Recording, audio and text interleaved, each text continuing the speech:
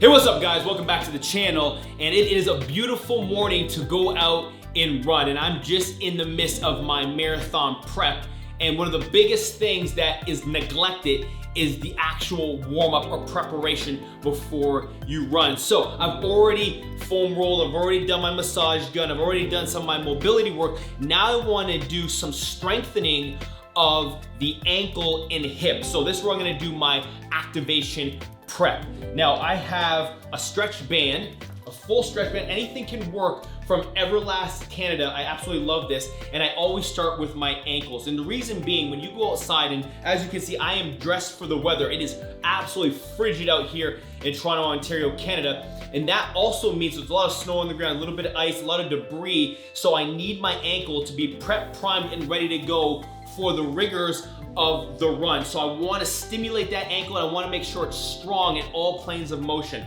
So the first thing I do is I get my stretch band, and now you can do this with your shoe on or off. Now I like to have it with my shoes on. One, I get a little bit more grip on the band, and two, I like to have with on my feet the shoe so it can kind of stimulate what the run is going to be with that foot inside the shoe. So now I'm just going to grab my band. Now obviously the more tension I want, I'm just gonna grab the band a little bit lower, a little bit less tension, I will grab a little bit higher. The first one, I do some plantar flexion. Everything I do here, I do one set, 20 repetitions, just to get the activation, just to get the muscle primed and activated. So from here, I'm just gonna point the toe as far as I can, and then bring it back with control. Everything here is with methodical control the entire time.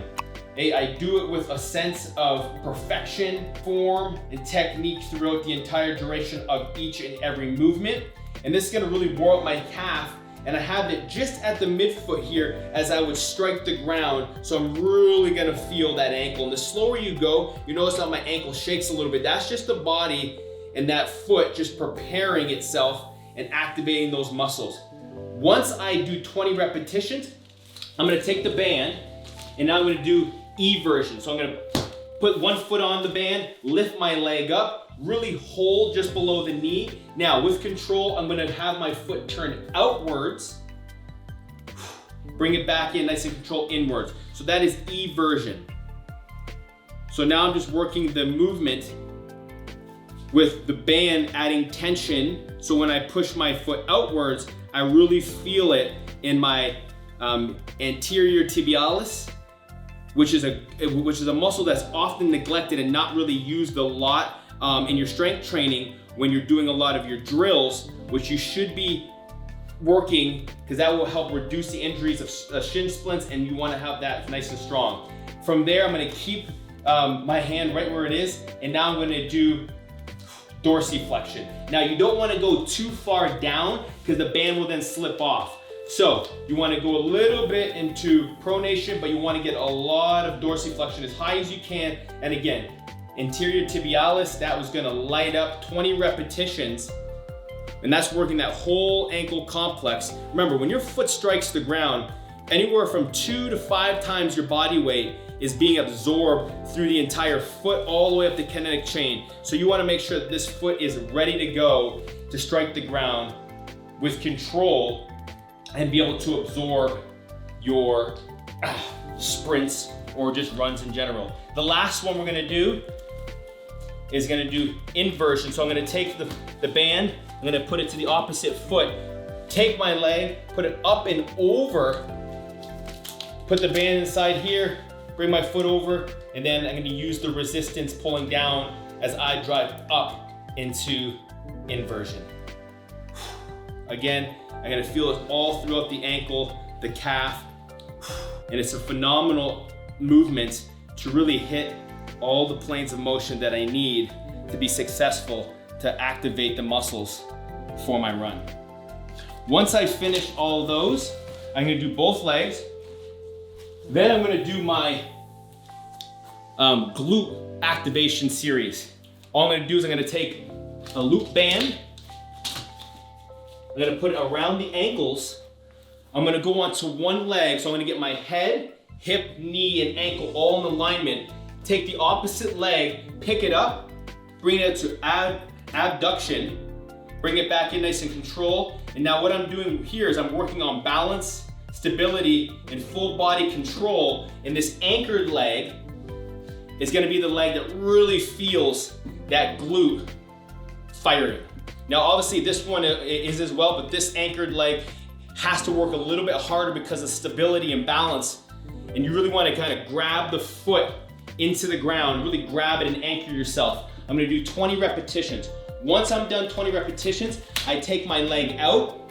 This leg is still anchored to the ground. I still got a lot of balance. My hips are back, I have a slight knee bend. My hands are gonna come onto my hips, and I'm gonna write the alphabet with this off leg now, with this swing leg. Okay, lowercase letters. I'm using the entire hip complex to write the alphabet. This is working on hip flexor strength. So this is gonna be working on all those muscles in the hip to have to fire.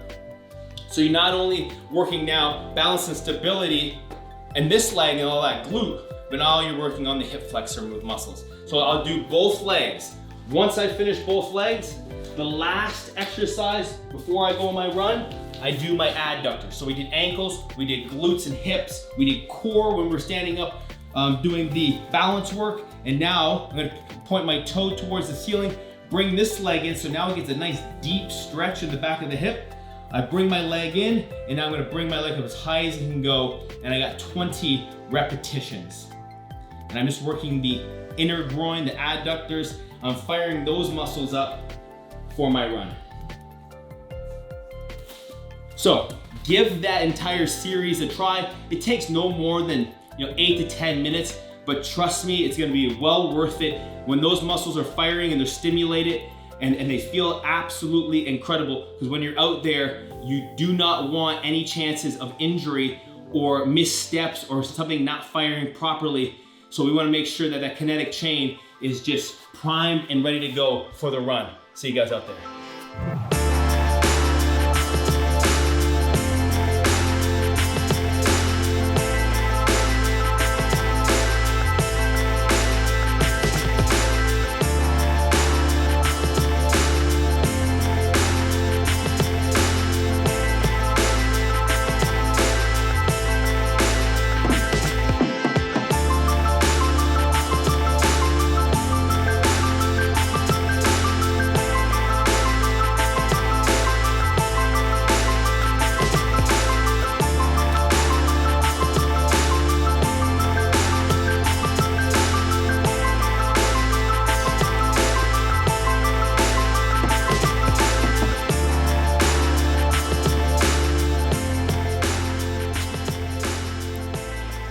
Hey, what's up guys? Welcome back. I'm inside the kitchen. I'm gonna give you the all access pass. Just finished the run, 5 miles, done, complete. I feel really good. I ran an 8-minute per mile pace, a little bit fast that I actually wanted to do today, but that's okay. I will recover and I will get back to the grind tomorrow. Now, to replenish the body, I always have some juice after. Now, this ain't an ordinary juice. This juice is packed with micronutrients, antioxidants, and all of this amazing fruits and vegetables that I get into my body. And I've been doing it for the past few weeks, and it just revitalizes me, re-energizes me, and it just gives me the fuel necessary to really amp up my training and allow me to recover at the highest level. So I'm gonna turn on my juicy here. This is an omega juicer, and I believe it's the 1000 or the 10,000. And a few things that I have in here is I have celery, I have oranges, grapefruit, lemon, ginger, turmeric, I have apples,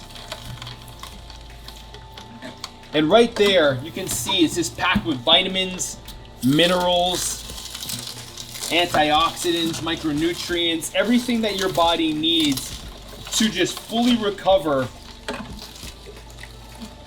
And this makes a lot of juice, and I always make it fresh. I have the time, and you can have this ready to go for about 2 or 3 days, but I love to make it fresh right when I get out of the shower. tastes so much better. And I'll have this with my meal, which I'll show you in a second. And then I'll kind of describe all the meals that I have throughout the day. So here's the juice. Okay, I just stir it up, kind of blend everything together. And trust me, this tastes absolutely incredible. It's so fresh. Wow. So I will drink this with my meal, which is already done for me. As you can see, all my meals are already laid out. And the meal that I have directly after my run is salmon, hey, high in protein, fats. I have rice that already has some pineapples in it to help the digestion. And I have beets here. Beets are naturally high in nitrates, which are turned into nitric oxide in the body. So my full day of eating already started. Now I had my coffee, I had my morning juice, which if you guys haven't already seen it, check out my previous video, which you guys can see the link on the screen. And I put together the entire juice and it's absolutely incredible. And that's what gives me the energy needed for my run. That's also packed with micronutrients, antioxidants, but also has amino acids and everything else needed for my run. Now, this is what I'm gonna have the rest of the day. And I absolutely love this. This is an amazing meal. I have this just a little later on as like a snack. This is a quesadilla wrap with chicken, some cheese, and I love mayonnaise, so that's all in there. And I also have some broccoli, which is just amazing for immune boosting properties. So I have that, and then later on tonight, which we've already set up, I'm going to have pasta because I have a big run tomorrow, which is 7 miles. That's a big run for me. But we're going to have some pasta with our pesto sauce. So that is a fresh pesto sauce all ready to go, and I'm gonna have some pasta with that, and I'm debating if I'm gonna have some chicken as well for some extra protein, but the fresh pasta and pesto already does the trick for me. So that right there is everything that I have in a day, and if there's anything extra that I want, I'll probably snack on some pineapples. I always have pineapples, and I always have my pineapple ready to go because I have it during each meal because it helps the food break down and it allows my body to digest the food a lot easier. So that's always in the meal, or I have it before the meal. And other than that, guys, that's everything that I eat on a particular day. Now, I haven't been counting the calories yet, but I have expended quite a lot of energy throughout each run. And some days I can expend, anywhere from 1,000 to 1,200 calories with the run accompanied with my training.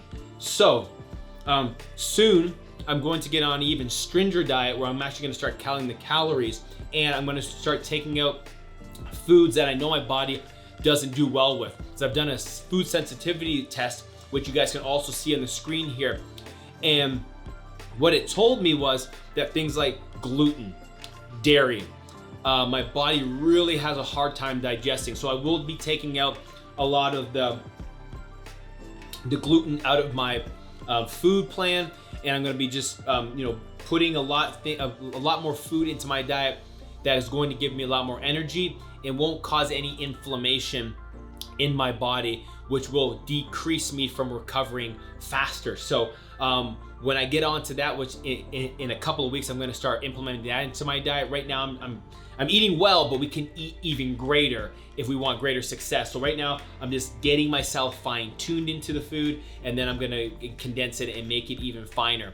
And when I do, you guys will be the first to know, and I'll even have that downloadable link so you guys can see exactly what I eat. Because all the stuff that I eat now may or may not do well with you. Everybody's body is different. So even though that I'm having salmon might not be good and digestible for you, or chicken or meat, or broccoli, or whatever it is, that actually might cause your body an inverse effect that could cause you a lot of inflammation, it could cause you tired, it could cause you to be weak. So don't take what I'm eating and just implement it. You know, talk to your health professional, your nutritionist.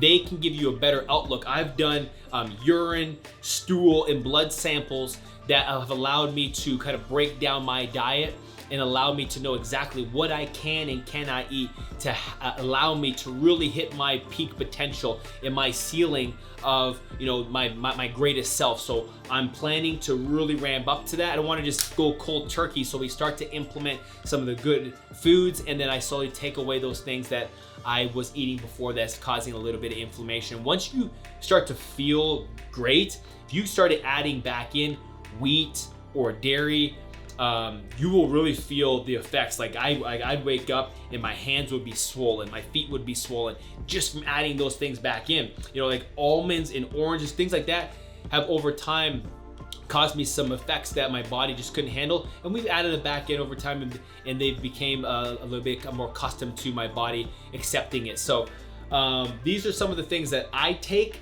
and next time I want to show you guys my supplementation in my next video, like my digestive probiotics, my sea vegetables, and my fish oils, my vitamin C's, my turmerics, all those things that I take on a daily basis. I'm gonna show you guys that next time with some more meals, some more training, some more running. And if you guys have any questions, and if you guys wanna see anything, let me know in the comment section below. We're making videos that are going to be curated for you guys while I'm on this journey on the marathon. Love you guys all. Take care. See you guys soon.